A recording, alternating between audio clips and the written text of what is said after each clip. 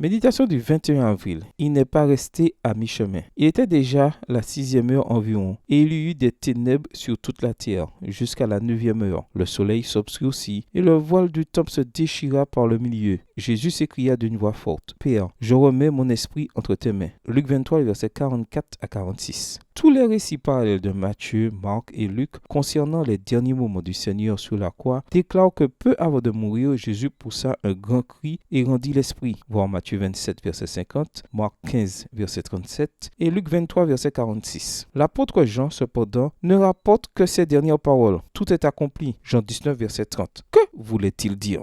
L'expression « tout est accompli » indique que Jésus a rempli la mission que son Père lui avait confiée. Elle proclame surtout sa victoire éclatante sur les forces du mal, comme nous le dit le livre Jésus-Christ. Le Christ ne renonça à la vie que lorsqu'il eut accompli son œuvre. Et cette exclamation « tout est accompli » accompagna son dernier souffle. La bataille était gagnée. Sa droite et le bras de sa sainteté avaient remporté la victoire. Extrait du livre Jésus-Christ, chapitre 79, page 683, livre écrit par Ellen G. White. Dès l'instant où le Sauveur est né dans le monde, Satan a décidé de le terrasser. Et c'est ce qui semble se produire lorsque Jésus était pendu au bois. Si en réponse aux railleries de la foule, Jésus avait accompli un miracle pour se sauver, nous serions aujourd'hui sans espérance et sans Dieu dans le monde. Éphésiens 2, verset 12. Lorsqu'il s'est exclamé « Tout est accompli », le capitaine de l'armée céleste a glorieusement terminé ce qu'il avait commencé et a assuré pour toujours le salut à tous ceux qui croiraient en lui. En d'autres termes, notre Seigneur n'est pas resté à mi-chemin, comme cela est arrivé à un homme dont le corps a été retrouvé sur le mont McKinley en Alaska. Clovis G.